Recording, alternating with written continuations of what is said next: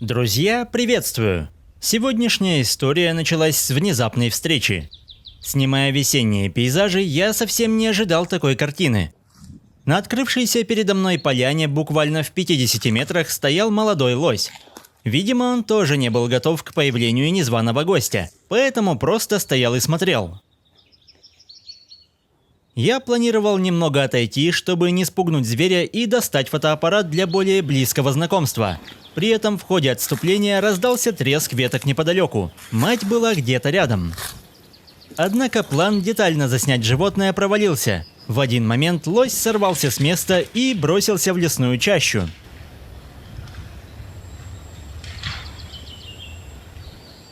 В любом случае, это был хороший знак для установки фотоловушек, и я отправился на поиски подходящей поляны.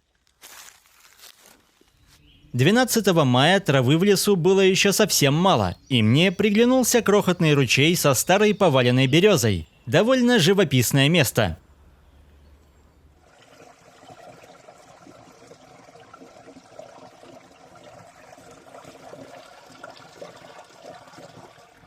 Здесь я и оставил камеры, а также спрятал кусочки мяса для привлечения хищных лесных жителей.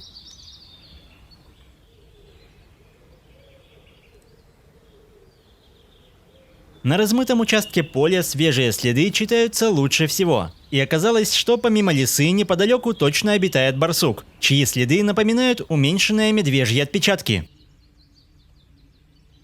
Возвращаясь к машине, с удивлением обнаружил рядом и следы медведя, которые не заметил раньше, что было к лучшему, ведь зная о возможном появлении хозяина леса, бродить по диким местам не очень приятно.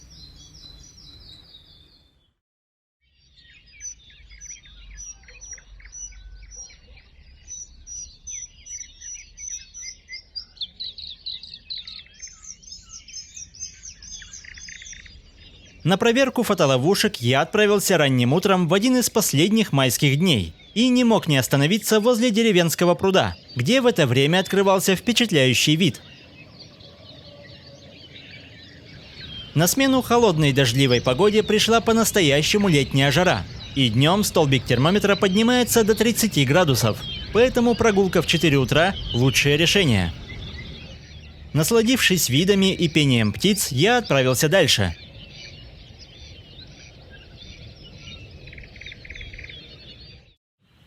За 3 недели местность изменилась до неузнаваемости.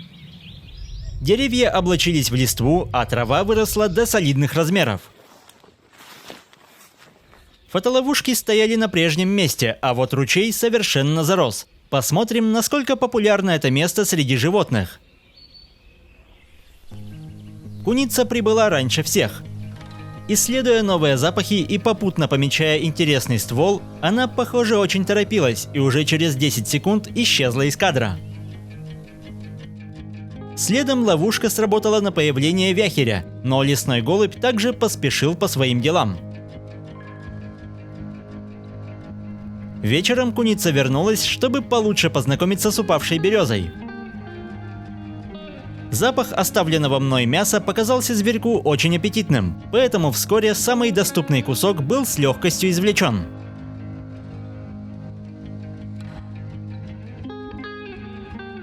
Обычно куница наиболее активна ночью, но эта хищница, похоже, предпочитала светлое время суток, и ранним утром она вновь пришла на поиски съедобного.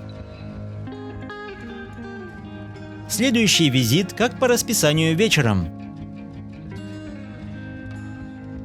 Запахи по-прежнему привлекали зверька, но прилагать усилия, чтобы добраться до их источника, у куницы не было желания.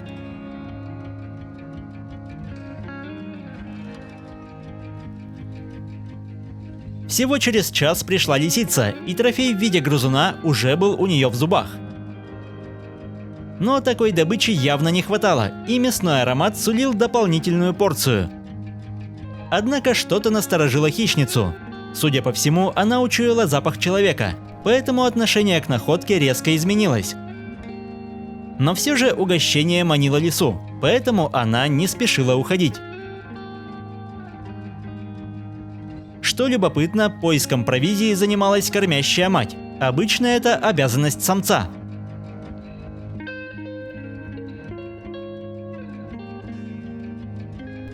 В любом случае, бдительность взяла верх, и тщательно исследовав поляну, хищница предпочла удалиться. Но вновь передумала. Забравшись на ствол, она попыталась приблизиться к приманкам сверху.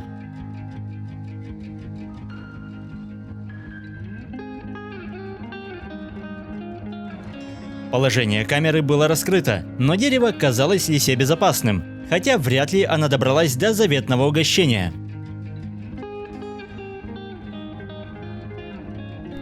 В темноте лиса действовала более решительно, и на этот раз поиски принесли плоды.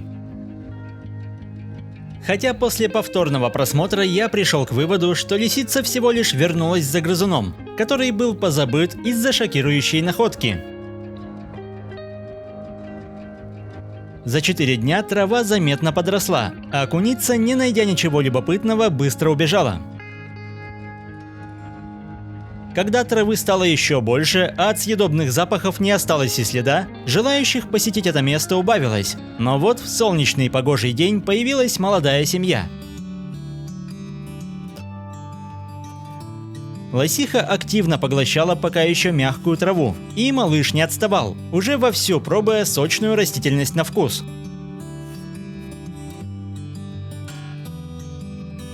Проявляя самостоятельность, лосенок изучал окрестности. Мать же продолжала трапезу, но не спускала с детеныша глаз.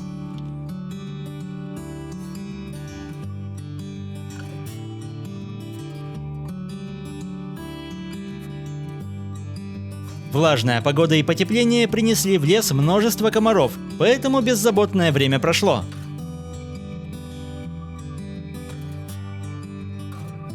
Животные же направились на прогулку в другое место.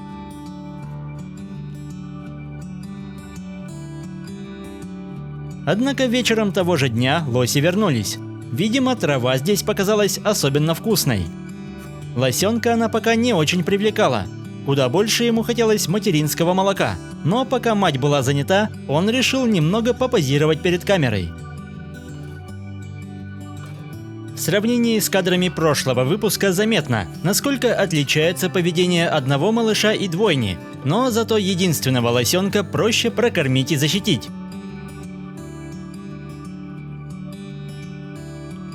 На этот раз семья скрылась в другом направлении.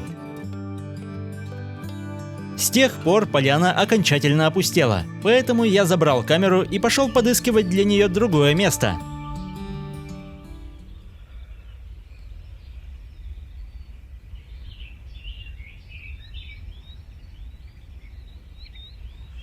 Рассматривая карту местности, я обратил внимание на песчаные участки возле леса. Когда высокая трава уже мешает обзору, такие места могут стать спасением. Добравшись до отмеченной точки, я обнаружил, что здесь хозяйничали кабаны. Судя по еще сырому песку, копытные были здесь совсем недавно, скорее всего, этой ночью. Фотоловушки были расставлены, а приманки разложены. Теперь остается только ждать. Кстати, здесь я оставил камеру со связью. Если кто-нибудь придет, я сообщу об этом в своем телеграм-канале. А на сегодня это все лесные новости. Продолжение не за горами, поэтому оставайтесь на связи. До скорого!